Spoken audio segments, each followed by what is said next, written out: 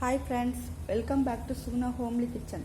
இன்றைக்கி நம்ம குழந்தைங்களுக்கு ரொம்ப சளி பிடிச்சிருந்தா அது வீட்லேயே ஒரு மருந்து ரெடி பண்ணி கொடுக்கலாம். இந்த மாதிரி நம்ம 3 நாள் தொடர்ந்து ரெடி பண்ணி கொடுத்தோம்னாக்கா அவங்களுக்கு சளி இல்லாமல் போயிடும். அதுக்கு என்னென்ன தேவைன்னு பார்த்துக்கலாம். நான் கற்பூரவள்ளி ஒரு கைப்பிடி அளவு எடுத்திருக்கேன். அதுக்கப்புறம் துளசி ஒரு கைப்பிடி அளவு, கூடவே ஒரு ஸ்பூன் மிளகு, ஒரு ஸ்பூன் ஜீரகம், அதுக்கப்புறம் ஒரு சின்ன கட்டி பெருங்காயம், அதுக்கப்புறம் மஞ்சத்தூள். இப்போ நம்ம ஒரு டம்ளர் தண்ணி விட்டு நல்லா கொதிக்கட்டும். இந்த சமயத்தில் நம்ம அரைக்க வேண்டியதெல்லாம் அரைச்சிக்கலாம். ஒரு மிக்ஸி ஜார் எடுத்துக்கோங்க. ஃபஸ்ட்டு ஒரு கைப்பிடி கற்பூரவள்ளி ஓம இலை, ஒரு கைப்பிடி துளசி, இது கூட ஒரு சின்ன கட்டி பெருங்காயம்,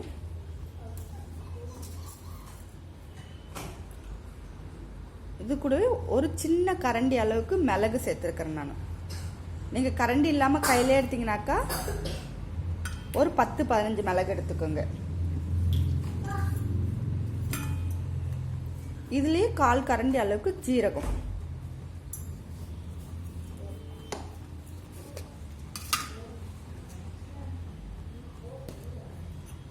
இதில் 1/4 டீஸ்பூன் மஞ்சத்தூள்.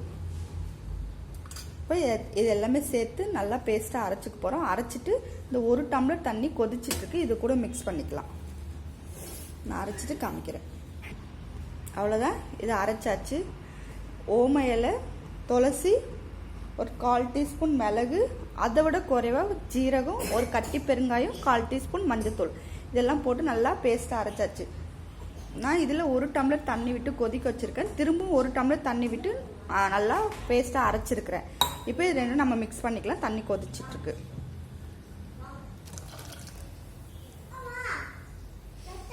இப்போ நமக்கு இது ரெண்டும் நல்லா கொதிச்சு, இதில் நம்ம 2 டம்ளர் தண்ணி விட்டோம். ஆனால் நம்மளுக்கு எடுக்கும் போது 1 டம்ளர் வர அளவுக்கு நம்ம நல்லா கொதிக்க வைக்கணும்.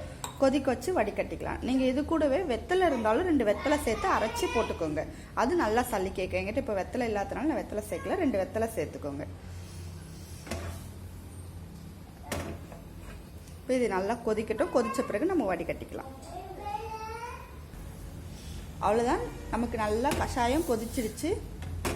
நம்ம இது சூடு ஆறட்டுன்னு வடிகட்டி எடுத்துக்கலாம். இது 1 வயசுலேருந்து நம்ம பெரியவங்க வரைக்கும் வடிகட்டி நம்ம அளவாக சின்ன குழந்தைங்களா 1 வயசுக்கு மேலேனா ஒரு சின்ன டம்ளரில் 1 டம்ளர் கொடுக்கலாம்.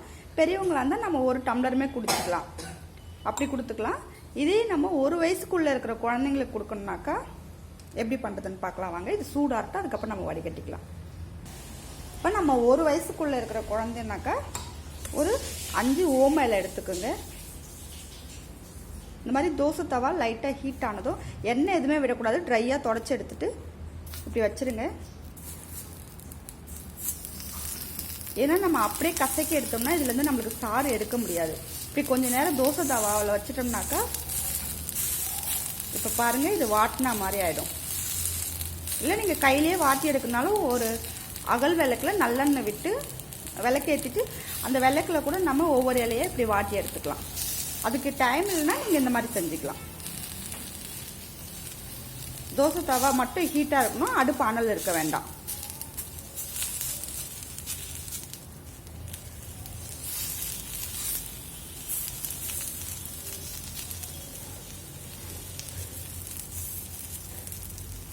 அவ்வளோதான், இலையெல்லாம் வாட்டியாச்சு. நமக்கு இப்போ இந்த சாறு புழிஞ்சு எடுத்துக்கலாம்.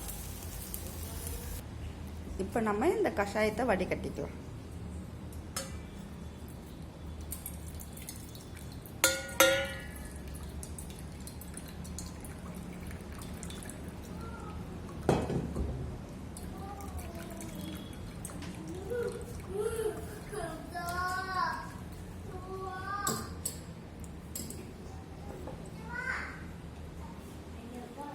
அவ்வளோதான், நல்லா வடிகட்டி எடுத்தாச்சு.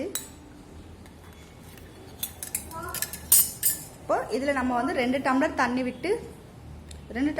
விட்டு காய்ச்சணும். இப்போ இது 1 டம்ளர் ஆகிற அளவுக்கு நான் காய்ச்சி எடுத்துட்டேன்.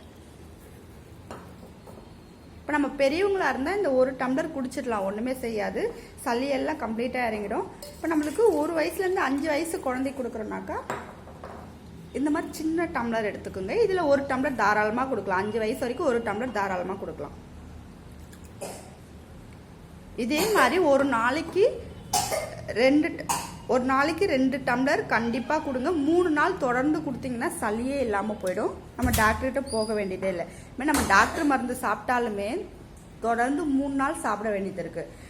அதே மாதிரி தான் இதுவும். நம்ம ஒரு நாள் மட்டும் எடுத்தோம்னாவே சரியாகாது. தொடர்ந்து ஒரு 3 நாள் சாப்பிடுங்க, கண்டிப்பாக சரியாயிடும். அது நம்ம 10 மாதத்துக்குள்ளே இருக்கிற குழந்தைக்கு, 1 வயசுக்குள்ளே இருக்கிற குழந்தைக்கு கொடுக்கணுனாக்கா இந்த மாதிரி இலையெல்லாம் தோசை தவாவில் போட்டு வாட்டி எடுத்துருக்கிறேன். இது இப்படி இருந்தால் தான் நம்ம கசக்கி இதுக்குள்ளேருந்து சாறு எடுக்க முடியும். இப்போ இதை எப்படி சாறு எடுக்குதுன்னு காமிக்கிறேன். இந்த மாதிரி நீங்கள் ஒரு 10 இல்லை 15 இலை கூட எடுத்துக்கோங்க. ஏன்னா நம்மளுக்கு சாறு வந்து குறைவாக தான் கிடைக்கும், ரொம்ப அதிகமாக கிடைக்காது. நல்லா கை வாஷ் பண்ணிக்கோங்க. ஏன்னா நம்ம குழந்தைங்களுக்கு கொடுக்குறதுனால நல்லா வாஷ் பண்ணிக்கோங்க. இந்த நல்லா வாட்டின இலையை வச்சு ஃபஸ்ட்டு நல்லா அப்படி ப்ரெஸ் பண்ணி கசக்கிக்குங்க. இந்த மாதிரி நம்ம கசக்கும் போதே இதுக்குள்ள இங்கே பாருங்கள் நல்லா சாறு வரும். உங்களுக்கு தெரியுதா என்னன்னு தெரியல.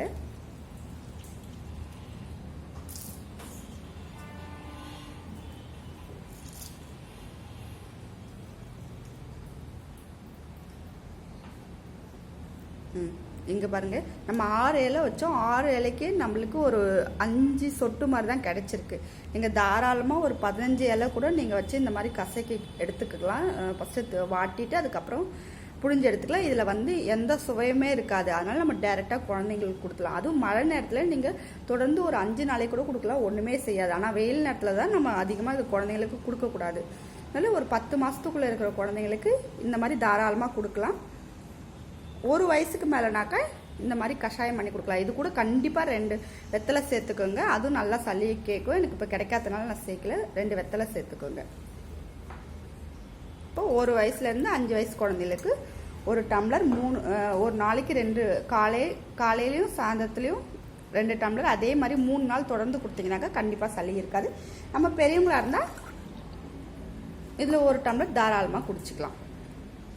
அவ்வளோதான். நீங்களும் செஞ்சு பாருங்கள். இந்த மழை நேரத்தில் குழந்தைங்களுக்கு கண்டிப்பாக செஞ்சு கொடுங்க. இந்த மாதிரி பண்ணி கொடுத்தீங்கன்னா சளி இல்லாமல், கண்டிப்பாக சளியே இல்லாமல் போயிடும். நீங்களும் செஞ்சு உங்கள் வீட்டில் சின்ன குழந்தைங்க இருந்தாலும் இல்லை பெரியவங்க இருந்தாலும் கண்டிப்பாக இந்த கஷாயம் வச்சு கொடுங்க. இந்த வீடியோ உங்களுக்கு பிடிச்சிருந்தால் லைக் பண்ணுங்கள், ஷேர் பண்ணுங்கள், கமெண்ட் பண்ணுங்கள். புதுசாக இந்த சேனலை பார்க்குறவங்களா இருந்தால் சப்ஸ்கிரைப் பண்ணிக்கோங்க. பக்கத்தில் இருக்கிற பெல் பட்டனை கிளிக் பண்ணிக்கோங்க. அப்போ தான் அடுத்தடுத்து போகிற வீடியோ உங்களுக்கு நோட்டிஃபிகேஷனாக வரும். தேங்க்யூ.